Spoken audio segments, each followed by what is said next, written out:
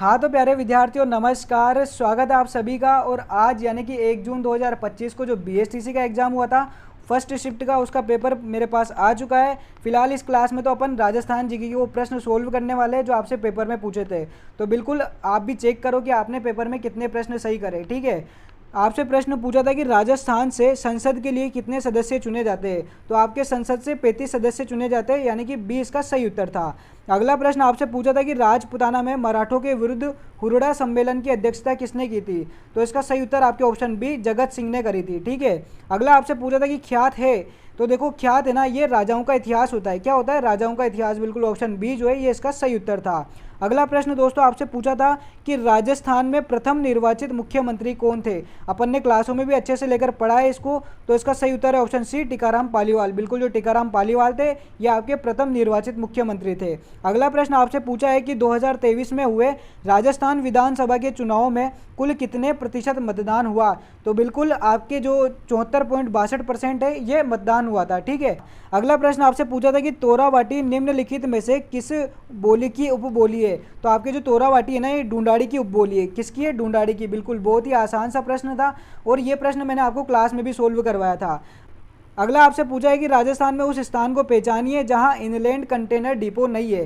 तो आपके जो इनलैंड कंटेनर डिपो है ना, ये सिक्कर में नहीं है, बाकी जोधपुर, भीलवाड़ा और भिवाड़ी में है। ठीक है, अगला आपसे पूछा है कि मंदिर और उसकी अवस्थिति स्थल के त्रुटिपूर्ण युग्म को पहचानिए, यानी कि जो गलत युग्म है ना उसको आपको पहचानना है। तो इसका सही उत्तर है आपके ऑप्शन डी अंबिका माता तलवाड़ा। ये तलवाड़ा में नहीं है, ये आपके उदयपुर में है। तो यानी गलत युग्म क्या हो जाएगा? Option D. ठीक है, अगला आपसे पूछा है कि संत सुंदरदास पेनोरमा स्थित है, यानी कि जो संत सुंदरदास का पेनोरमा है वो कहाँ स्थित है आपसे पूछा था। तो ये दौसा में है। कहाँ पर है? दौसा में। तो ऑप्शन सी इसका सही उत्तर है।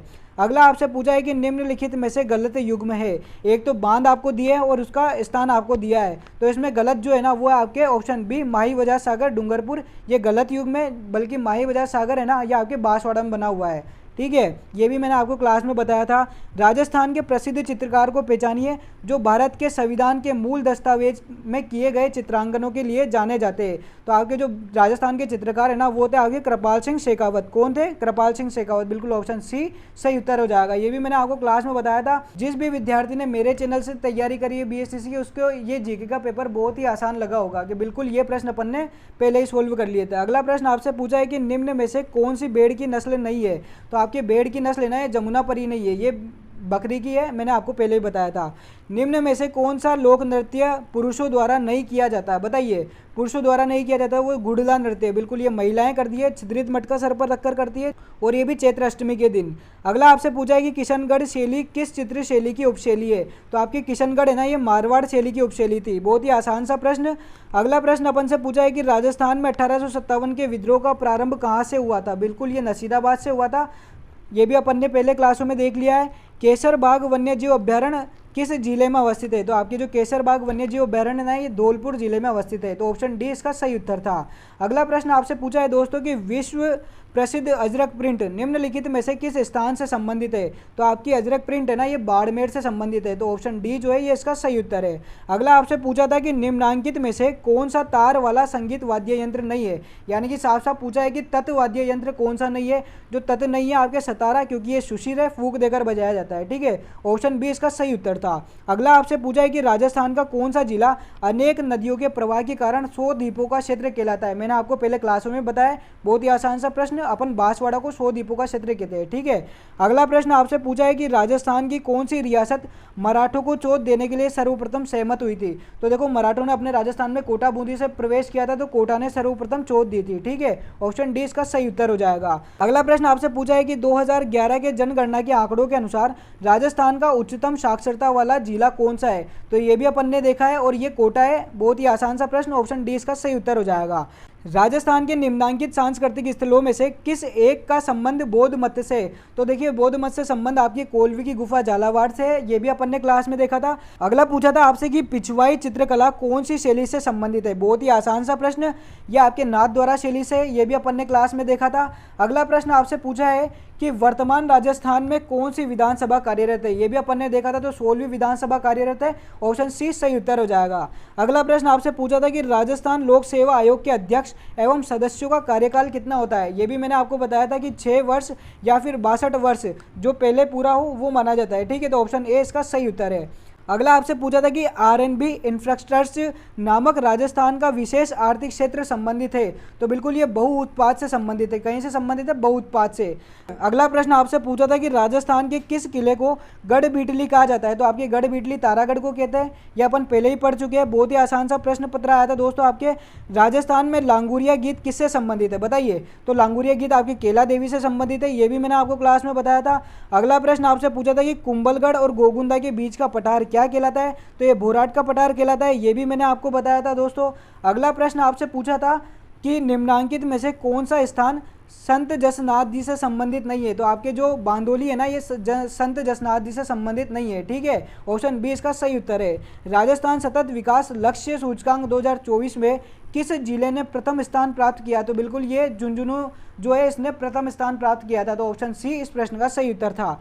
अगला प्रश्न दोस्तों आपसे पूछा है कि राजस्थान के निम्नांकित संतों में से किसके शिष्य खालसा कहलाते हैं। ये प्रश्न मैंने आपको बताया था कि खालसा पंथ दादू पंथियों के कहते हैं। बिल्कुल ऑप्शन बी, दादू जी के शिष्य जो होते हैं उनको खालसा कहते हैं। ठीक है, अगला प्रश्न आपसे पूछा था कि राजस्थान में किस किसान आंदोलन के दमन को महात्मा गांधी ने दूसरी डायरशाही कहा। तो बिल्कुल जो नीमू चना का किसान आंदोलन था ना, इसको गांधी जी ने दूसरी डायरशाही कहा था। अगला प्रश्न आपसे पूछा था कि निम्न में से कौन rising Rajasthan global investment summit 2024 का इंडस्ट्री पार्टनर था।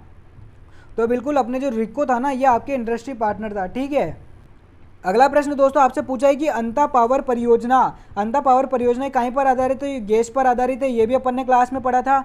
अगला प्रश्न आपसे पूछा है कि कार्तिक पूर्णिमा पर राजस्थान में कौन सा मेला या उत्सव मनाया जाता है। तो बिल्कुल आपके पुष्कर मेला भरता है। तो ऑप्शन डी इसका सही उत्तर हो जाएगा, ये भी अपन क्लास में पढ़ चुके हैं। अगला प्रश्न आपसे पूछा था कि संविधान के अनुच्छेद 356 के अधीन राष्ट्रपति शासन राजस्थान में कितनी बार लगाया गया। तो बिल्कुल 4 बार लगाया है, ऑप्शन सी इसका सही उत्तर था। अगला प्रश्न आपसे पूछा है कि निम्नांकित में से किसने भारत की संविधान सभा में अजमेर मेरवाड़ा का प्रतिनिधित्व किया था। तो बिल्कुल अजमेर मेरवाड़ा का जो प्रतिनिधित्व किया था भारत की संविधान सभा में, वो मुकुट बिहारी लाल भार्गव ने किया था और ये निर्वाचित हुए थे। ठीक है, अगला आपसे पूछा है कि रम्मत है। अरे रम्मत पूछा है, तो रम्मत क्या है? ये एक लोक नाट्य है, ये भी अपन क्लास में पहले ही पढ़ चुके हैं। अगला आपसे पूछा था कि राजस्थानी भाषा साहित्य एवं संस्कृति अकादमी का वर्ष 2023-24 का राजस्थानी संस्कृति सम्मान प्रदान किया गया। तो ये आपके माधव हाड़ा को दिया गया था। ठीक है, तो ऑप्शन सी इसका सही उत्तर था। किस मध्यकालीन इतिहासकार ने अपनी पुस्तक मुंतकब उद तवारिक में हल्दी घाटी युद्ध का वर्णन किया। तो बिल्कुल ये बदायूनी था, इसने किया था। ठीक है, ऑप्शन बी इसका सही उत्तर था। आपसे अगला पूछा था कि आभूषण सुरलिया एक तरह का है, बताइए सुरलिया कहाँ पहना जाता है। तो ये कान की बाली है, कान में पहना जाता है। ठीक है, ऑप्शन बी इसका भी सही उत्तर था। अगला प्रश्न आपसे पूछा था कि राजस्थान राजस्व मंडल की स्थापना किस वर्ष हुई थी। तो आपके राजस्थान राजस्व मंडल की स्थापना हुई थी 1949 में। तो ऑप्शन डी जो है इसका सही उत्तर था। अगला प्रश्न आपसे पूछा है कि राजस्थान के किस लोक देवता को ऊँटों के देवता के रूप में पूजा जाता है। मैंने आपको पहले ही बताया था क्लास में, बाबू जी को अपन ऊँटों के देवता कहते हैं। ऑप्शन बी इसका सही उत्तर हो जाएगा। राजस्थान सरकार की आर्थिक समीक्षा 2024-25 के अनुसार राजस्थान में कितने विश्व धरोहर स्थल है। तो बिल्कुल 9 विश्व धरोहर स्थल है आपके, ऑप्शन सी इसका सही उत्तर है। 6 तो आपके दुर्ग है, एक आपके जंतर मंतर है और जयपुर का परकोटा है और उसके अलावा केवला देव है। ठीक है, अगला प्रश्न पूछा था आपसे संत हिमुद्दीन नागौरी किस सूफी सिलसिले से संबंधित थे। तो आपके जो संत हिमुद्दीन नागौरी है ना, ये आपके चिश्ती सिलसिले से संबंधित है। तो ऑप्शन सी जो है ये सही उत्तर होगा। अगला आपसे पूछा था कि थेवा कला किस स्थान से संबंधित है। तो आपके थेवा कला प्रतापगढ़ से संबंधित है, अपन पहले क्लास में पढ़ चुके हैं। बहुत ही आसान प्रश्न पूछा था। अगला पूछा था आपके कि राजस्थान सेवा संघ की स्थापना किसने की। तो भाई विजय सिंह पथिक ने करी थी, वर्धा महाराष्ट्र में, फिर बाद में आपको अजमेर में शिफ्ट किया गया था। ये भी मैंने आपको क्लास में बताया था, ऑप्शन बी इसका सही उत्तर है। अगला आपसे पूछा है कि पन्ना मीणा की बावड़ी स्थित है। तो कहाँ स्थित है। तो ये आपके आमेर जयपुर में, ये भी मैंने आपको क्लास में बताया था। अगला आपसे पूछा है कि गड़ीसर झील स्थित है। गड़ीसर झील कहाँ है। तो आपके जैसलमेर में है, ये भी अपन क्लास में देख चुके थे। तो बिल्कुल दोस्तों ये था आपके राजस्थान जीके का पेपर, जो बहुत ही आसान था। जिस विद्यार्थी ने मेरे चैनल से तैयारी करी है उसको बहुत आसान लगा है। तो फटाफट बताइए कि आपके कितने प्रश्न सही हुए हैं। और अगर अभी तक चैनल को सब्सक्राइब नहीं किया है तो एक बार चैनल को सब्सक्राइब कर देना और क्लास को आपके दोस्तों तक शेयर करना, उनसे भी पूछना कि आपके कितने सही हुए।